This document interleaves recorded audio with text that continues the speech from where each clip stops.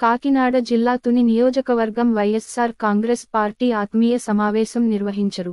ఈ సమావేశానికి ముఖ్య అతిథిగా కాకినాడ పార్లమెంటు అభ్యర్థి చలమలశెట్టి సునీల్, రాష్ట్ర రోడ్లు మరియు భవనాల శాఖ మంత్రి దాడిశెట్టి రాజా పాల్గొన్నారు. అనంతరం ఇరువురు కార్యకర్తలను ఉద్దేశించి ప్రసంగించారు. అనంతరం మంత్రి రాజా మాట్లాడుతూ 40 సంవత్సరాల నుండి అనేక శాఖల్లో మంత్రిగా వ్యవహరించిన యనమల రామకృష్ణుడుకి దాడిశెట్టి రాజా సవాల్ విసిరారు. ఈ 40 సంవత్సరాల రాజకీయంలో తునికి గాని, తుని నియోజకవర్గ ప్రజలకు గాని ఒక్క మంచి చేశాను అని రోడ్డు ఎక్కి చెప్పగలిగితే తను నామినేషన్ కూడా వేయను అని అన్నారు. కాకినాడ పార్లమెంటు స్థానం నుంచి ఎంపీ అభ్యర్థి సునీల్కు, తుని నియోజకవర్గం నుంచి ఎమ్మెల్యే అభ్యర్థిగా తనకు అత్యధిక ఓట్లేసి భారీ ఆధిక్యంతో విజయం చేకూర్చాలని మిమ్మల్ని అందరినీ కోరుకుంటున్నానని రాజా విజ్ఞప్తి చేశారు. నేను ఒకటి చెప్తున్నాను, నా అపోనెంట్ యనమల రామకృష్ణుడు అన్న వ్యక్తి చేయని సాకలేదు. నేను ఒకటే ఛాలెంజ్ చేసి చెప్తున్నాను, ఈ తుని నియోజకవర్గానికి కానీ, ఈ తునికి కానీ,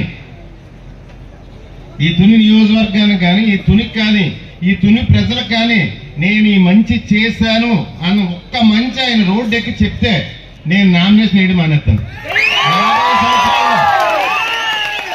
40 సంవత్సరాల్లో ఈ తుని నియోజకవర్గ ప్రజలకు ఈ మంచి చేశానని నేను చెప్తే అతను నేను నామినేషన్ వేయడం మానేస్తాను. మీ అందరూ ఎదుర్కొంటా చెప్తున్నాను. అతను ఏమీ చేయలేదు, అతను ఎవరికి ఏమీ చేయలేదు. అతని పాలసీ ఏంటో తెలుసా? పేద ప్రజలకు కానీ పనులు చేస్తే మనం మర్చిపోతారు, వీళ్ళకి పనులు చేస్తే మనకు మర్చిపోతారు, పని చేయకపోతే మనం గుర్తుపెట్టుకుంటారు అన్న పాలసీతో అతను రాజకీయం చేస్తుంటాడు. అందుకే అతను ఎవరికి ఏ పని చేసి పెట్టాడు. ఉపకారం కూడా చేయడం ఎవరికైనా, ఫోన్ తీసి ఒక ఫోన్ కూడా చేయడం ఎవరికైనా. సోదరుడు, ఎక్కడున్నా తమ్ముడు అని ఆప్యాయంగా పిలిచే సునీల్ గారి గురించి 2 మాటలు చెప్పదలుచుకున్నాను. నేను విదేశాల్లో కూడా వదిలేండి, రాష్ట్రంలో కూడా వదిలేండి, దేశంలో కూడా వదిలేండి, జిల్లాలో మీ అందరికీ ఎన్ఎఫ్సిఎల్ తెలుసా? ఎన్ఎఫ్సిఎల్ నాగార్జున ఫెర్టిలైజర్స్ కంపెనీ ఈ మధ్యకాలంలో సునీల్ గారు కొన్నారు. అది 1200 ఎకరాలు.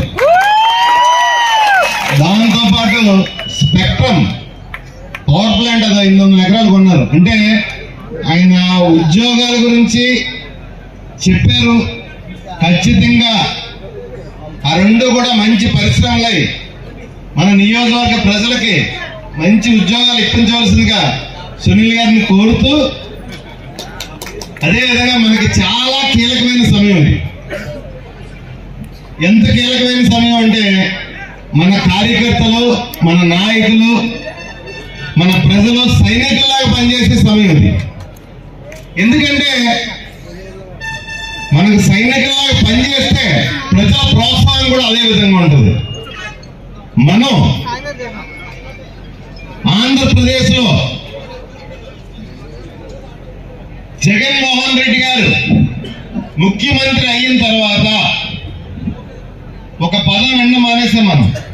ఆ పదం ఏంటో తెలుసా? అవినీతి అనే పదం మనం ఎవరికి వినబట్టలేదు 5 సంవత్సరాలు బట్టి. 30,000 అన్నాను. మిమ్మల్ని అందరినీ చూస్తుంటే దానికి మించిపోయే విధంగా మెజార్టీ వస్తుంది ఖచ్చితంగా.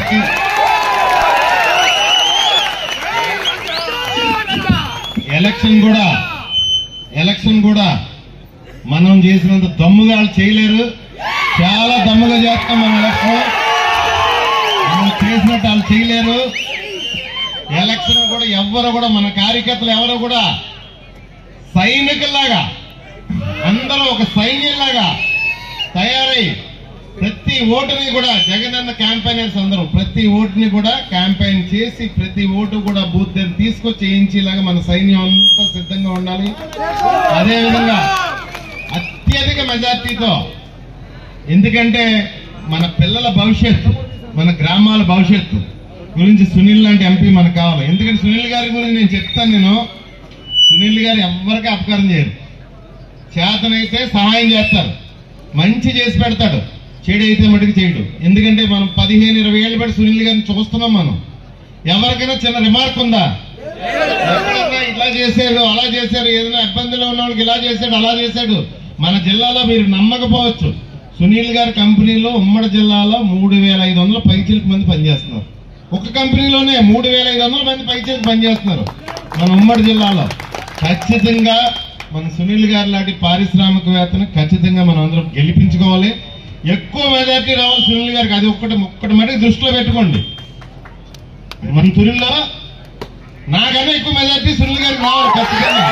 రాష్ట్రంలో మహిళా అభివృద్ధి, మహిళా సంక్షేమం బాగా జరిగిందని రాష్ట్ర ముఖ్యమంత్రికి మహిళలే ఎన్నికల స్టార్ క్యాంపెయినర్లని చలమలశెట్టి సునీల్ పేర్కొన్నారు. తన ఎన్నికల ప్రణాళికను కార్యకర్తలకు వివరించారు.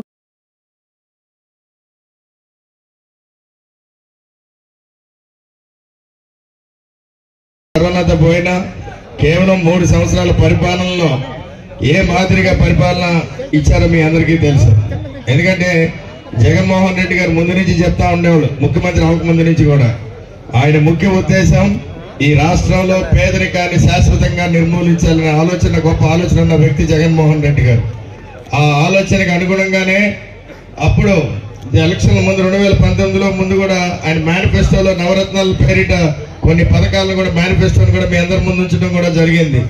ఆ మేనిఫెస్టోని పూర్తి స్థాయిలో ప్రతి పేదవాడికి, ప్రతి పేద కుటుంబానికి కూడా అవినీతికి తావు లేకుండా అందించిన వ్యక్తి ఘనత మన రాష్ట్ర ముఖ్యమంత్రి వైఎస్ జగన్మోహన్ రెడ్డి గారితో చెప్పి కూడా మీరందరూ కూడా గుర్తు చేసుకోవాలి.